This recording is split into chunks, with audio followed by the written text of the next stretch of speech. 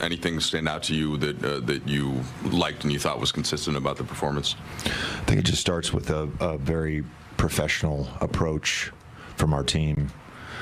That was one of our more complete games, regardless of what time of season it was or what the opponent was, who the opponent was. Like we had a really professional approach. We executed at a pretty high level. I mean, even, Well, for the first time in quite a while, the Lakers appeared to be the superior team on the court for the entire game, excelling on both ends.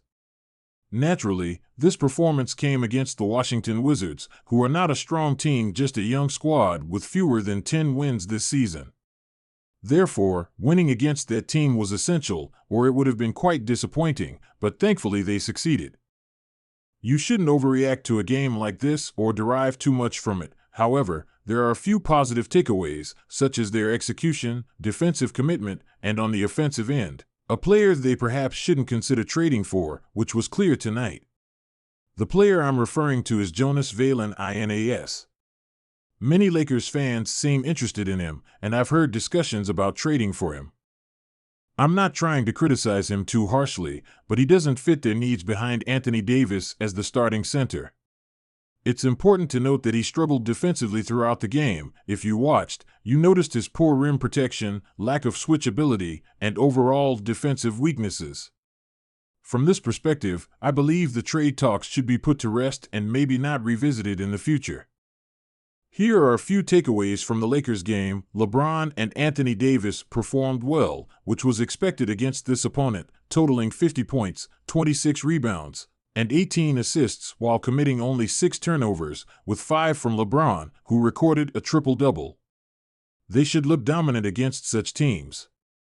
If we highlight one significant takeaway, it would be Dorian P. Smith's contribution off the bench.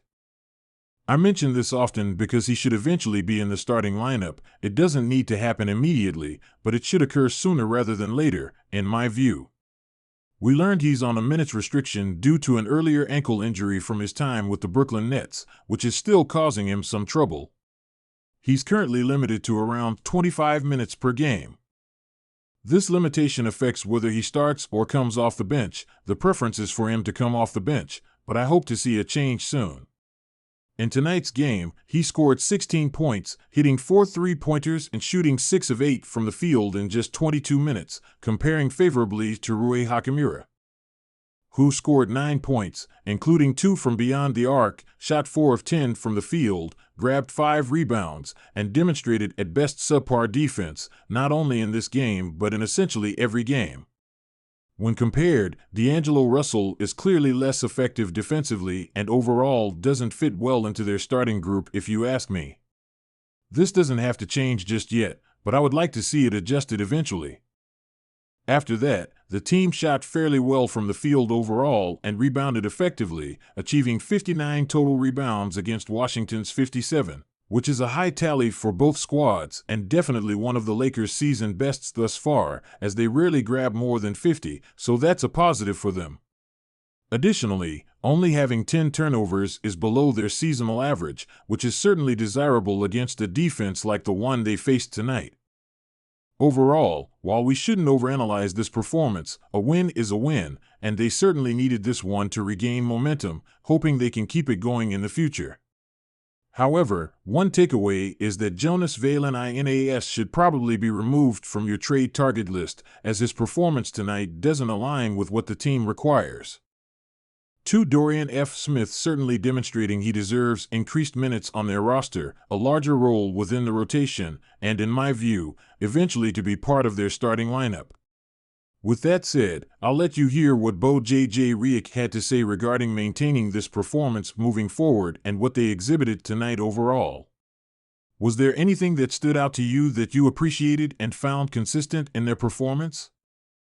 I believe it begins with a very professional mindset from our team. That was one of our more complete games, regardless of the season's timing or the opponent. We maintained a really professional demeanor, executed at a high level.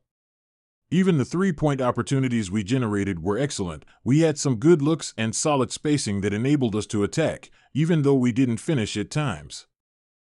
I thought it was an excellent offensive display for us. We likely didn't achieve an insane offensive rating, but it was highly professional. I think it initiated with AD's rolling tonight, created significant offensive opportunities both for him at the rim and for us overall. The force and pace with which he rolled tonight were impressive, and we recorded another 30 assists, showcasing how well we shared the basketball. we're officially at the midpoint with 41 games played. How would you evaluate this group in the first half of the season? Yeah, I think we're still looking for greater consistency from night to night. I truly appreciate our group, and I really appreciate our team when we are connected and play, professional competitive basketball while executing well. We are a really strong team when we do that. Even with the ups and downs, being a top 6 team in the West right now is encouraging. Scotty today reminded me of the Atlanta and Orlando games, where we're just a couple of games away from feeling much better about our position. Still, I like where the team stands. I thought today was probably Doe's best game. He made shots, but his defensive activity was impressive. Max also had a remarkable defensive performance, doing a great job on Poole U and making it tough for him. But yeah, I like our team, and I see guys who are really starting to not just accept their roles, but embrace them. To me, bad teams reject their roles, good teams accept them, and great teams embrace them, and we are moving towards that. JJ pointed out the 30 assists, many of which were on lobs tonight, and the way you guys attacked their bigs was impressive. Was that simply reading the game, or was it cutting? As you all look for offensive connectivity, what do these types of plays indicate about players being connected in pairs or at least in groups of 3? Some of it involved creating an empty side. For instance, coming out of halftime, AR executed an off-ball screen on that empty side, leading to AD Jackson L's lob in transition.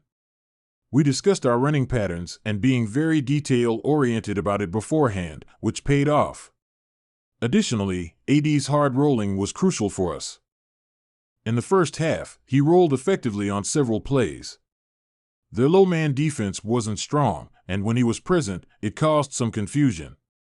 We managed to get them rotating, and even though some shots didn't go in, we generated solid offense with our bigs rolling tonight.